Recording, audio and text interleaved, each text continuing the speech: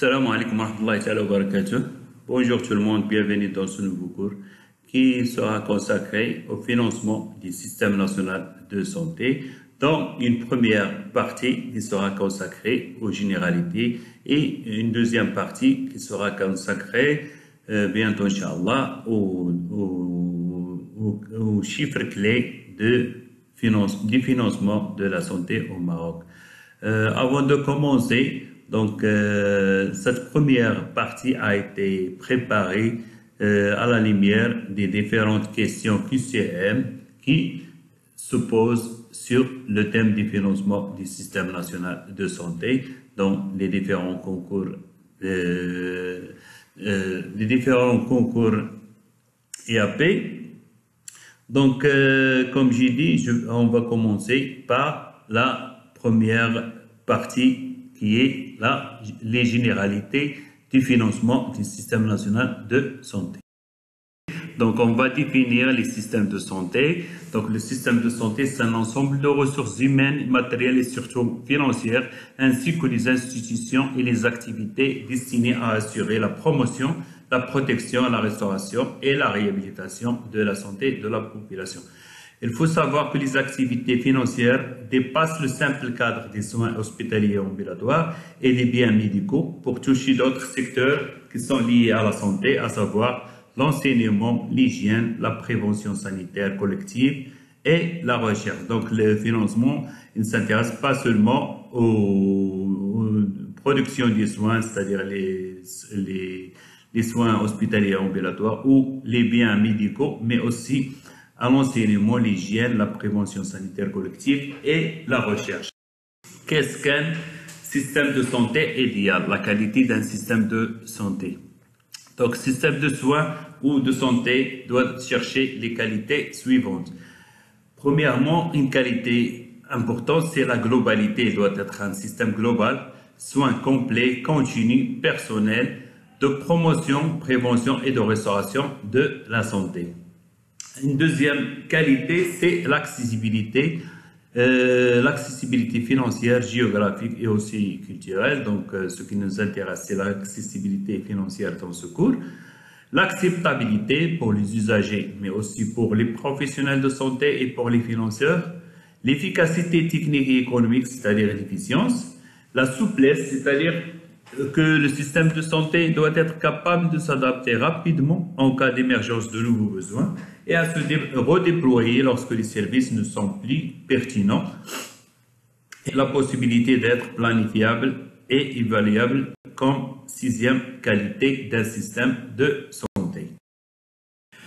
Les systèmes de financement de la santé, selon le rapport de la santé dans le monde 2000, donc comme définition, les systèmes de financement de la santé, ils veillent à ce que des fonds soient disponibles.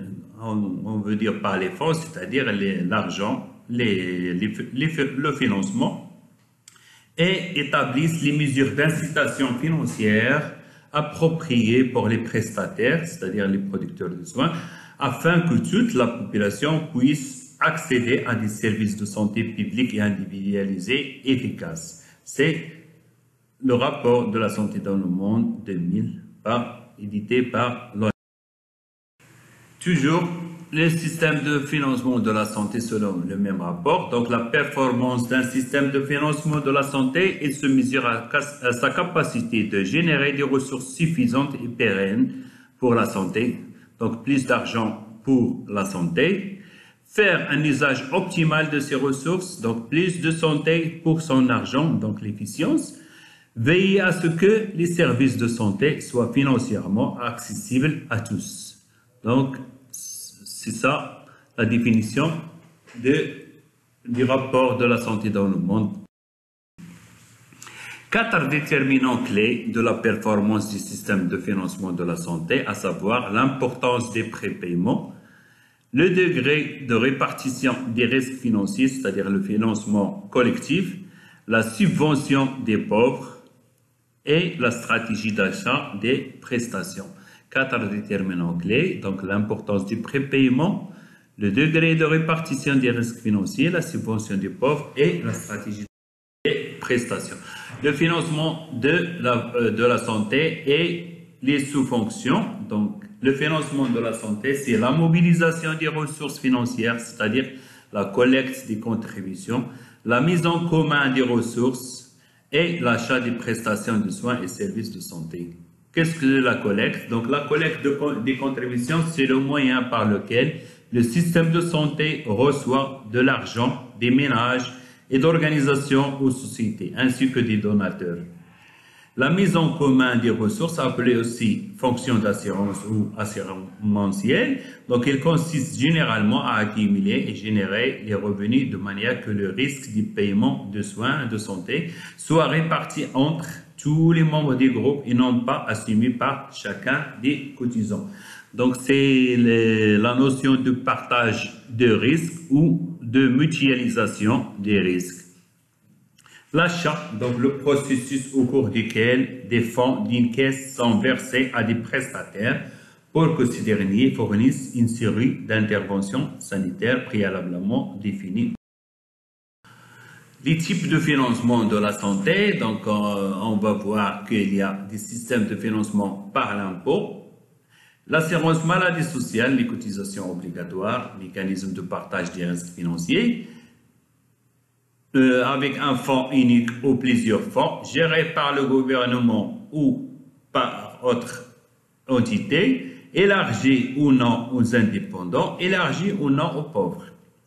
Assurance communautaire, c'est une expérience d'assurance dans les communautés. Assurance privée, ça nous a à faire un rappel bref du système de protection sociale. On a déjà vu donc 3 grands modèles de protection sociale, comme on a dit, le système bismarckien de l'Allemagne en 1883. Donc il s'agit de régime obligatoire d'assurance sociale fondé sur une affiliation professionnelle. Ces assurances sociales sont obligatoires, financées par des cotisations proportionnelles au salaire, partagées entre salariés et employeurs. La couverture des risques n'engage pas directement les finances publiques. Les finances publiques restent comme rôle de régulation. 3 grands modèles de protection. Donc le deuxième modèle, c'est le système beveridgien de l'Angleterre en 1948, donc Lord Beveridge.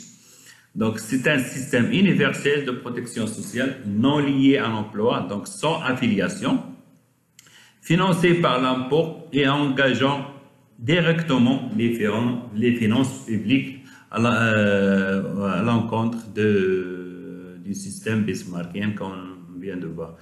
Donc le système beveridgien vise la règle des 3 U, donc une universalité, toute la population doit être couverte, une unité, une seule assurance nationale gérée par l'État, uniformité, donc les droits équivalents de même montant pour tous.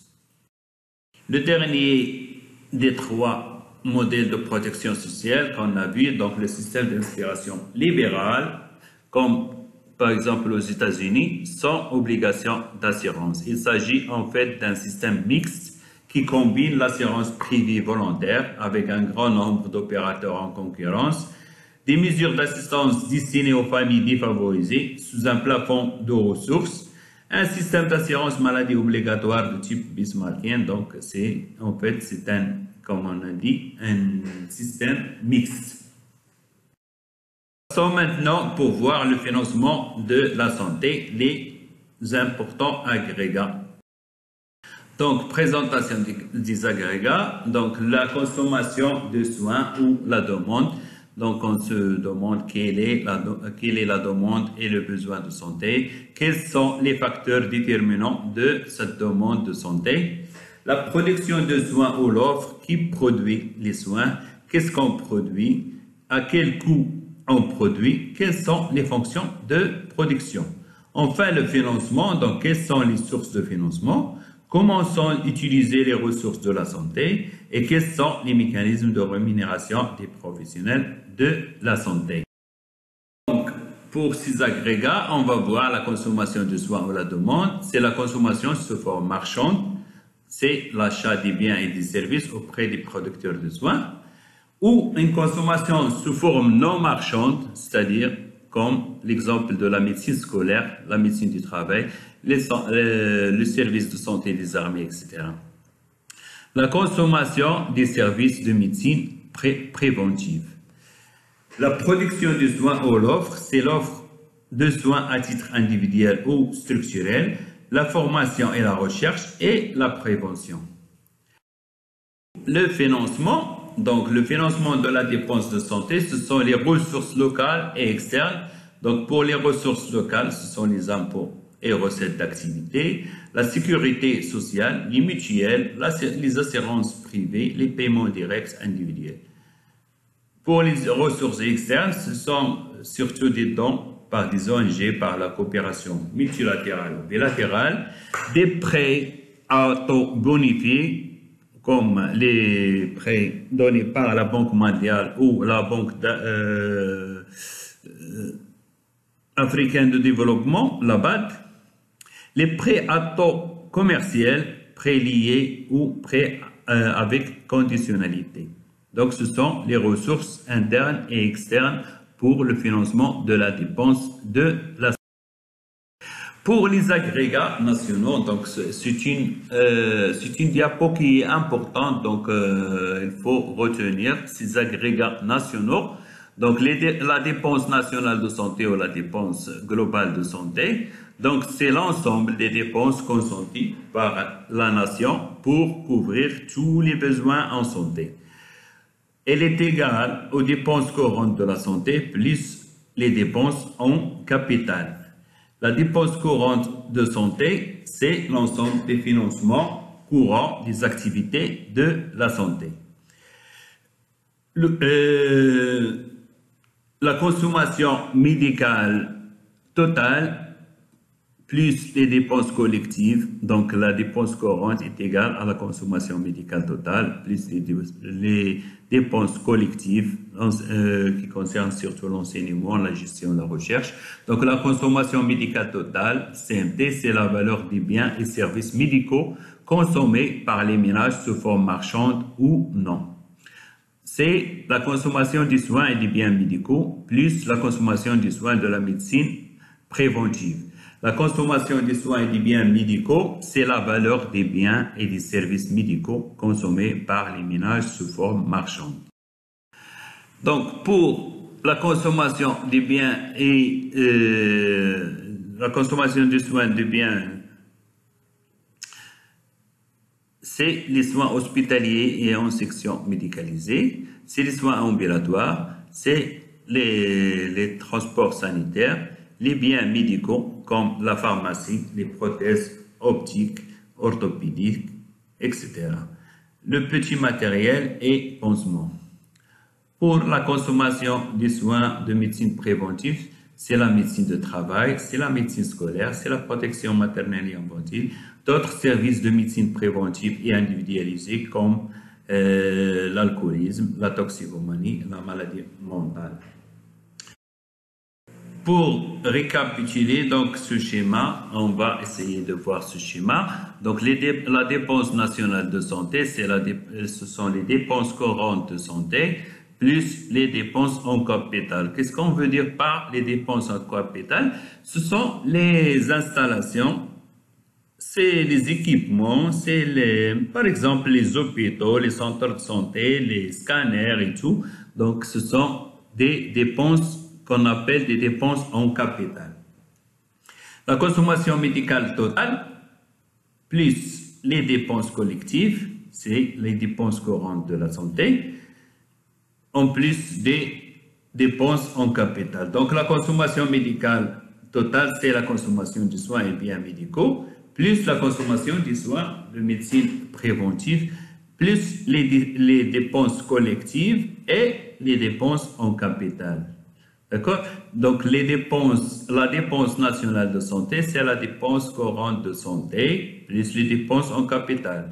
Cette dépense courante de santé, c'est la consommation médicale totale, plus les dépenses collectives. Les dépenses collectives, comme on a dit, c'est la prévention, la recherche, l'enseignement et tout. Donc, cette consommation médicale totale, c'est la consommation des soins et des biens médicaux, plus la consommation des soins de médecine préventive et en plus de dépenses collectives et les dépenses en capital. J'espère que ce récap a été bien clair.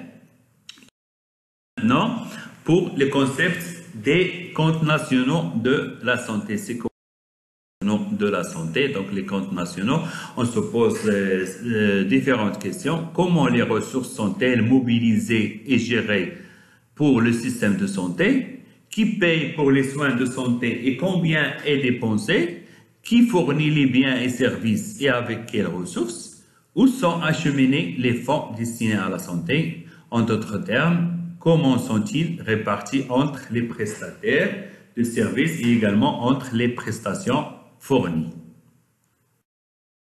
C'est le rôle des comptes nationaux de la santé. Donc, le concept de comptes nationaux de santé, par définition, c'est l'élément de financement du système de santé qui permet de suivre les dépenses en santé. Il incorpore des tableaux standards classant l'information d'une manière facile à comprendre. Il a un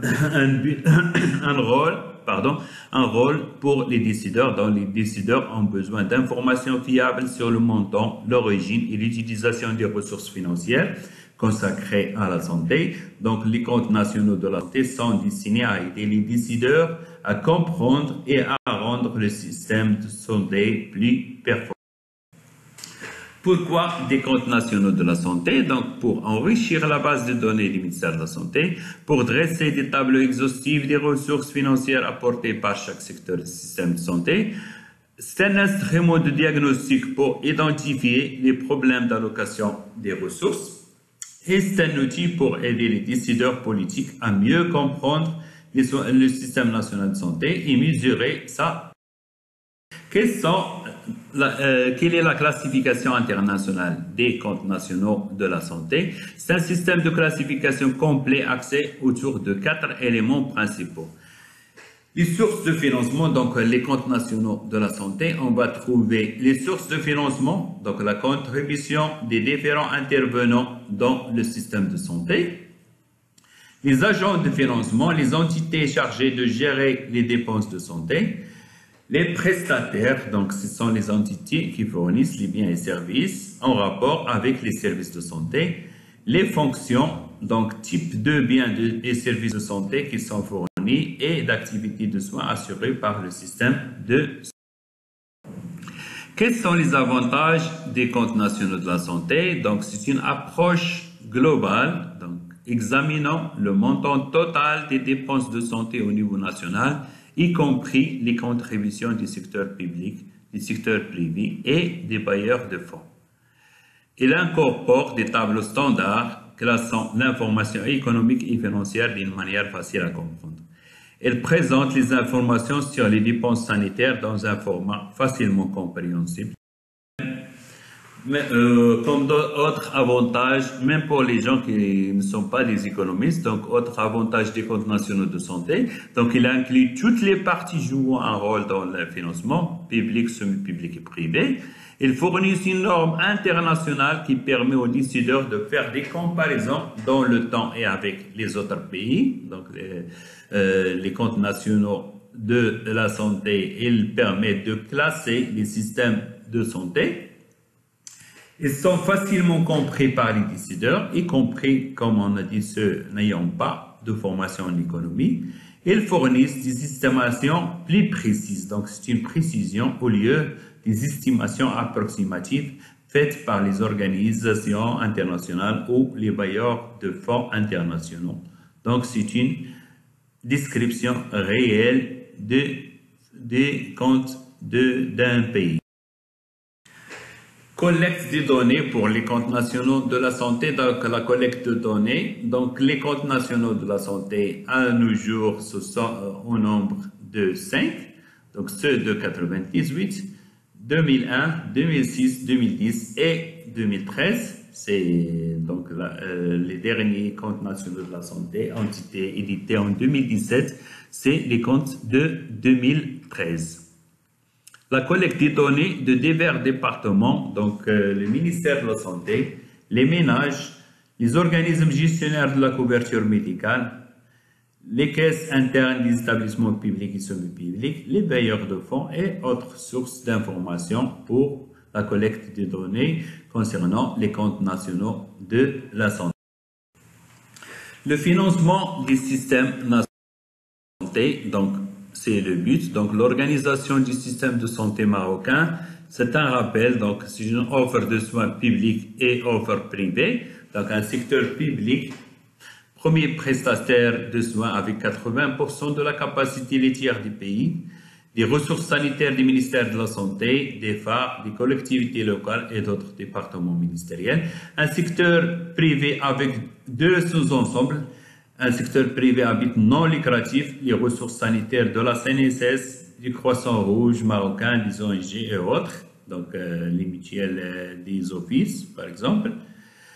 À but lucratif, ce sont les ressources sanitaires du secteur libéral qui sont organisées et dirigées à titre individuel ou en regroupement par des professionnels de. Pour le financement, les flux financiers pour le financement du système de santé, donc les citoyens, personnes physiques ou morales, ils contribuent par les impôts au bénéfice de l'État, par des cotisations pour la sécurité sociale, par des primes pour l'assurance mutuelle et par des frais de soins directs pour les prestataires, tout ça pour payer les prestations de services auprès des prestataires de soins et de services. Donc, un rappel pour les flux financiers, donc les trois entités importantes, donc les usagers, les prestataires de soins et de services et les agences de financement, les acheteurs de soins. Donc, avec un rôle de régulation du gouvernement ou d'organismes professionnels. Donc, entre les usagers et les agences de financement, c'est-à-dire les acheteurs de soins, donc ce sont des taxes, des cotisations et des primes contre des prestations d'assurance.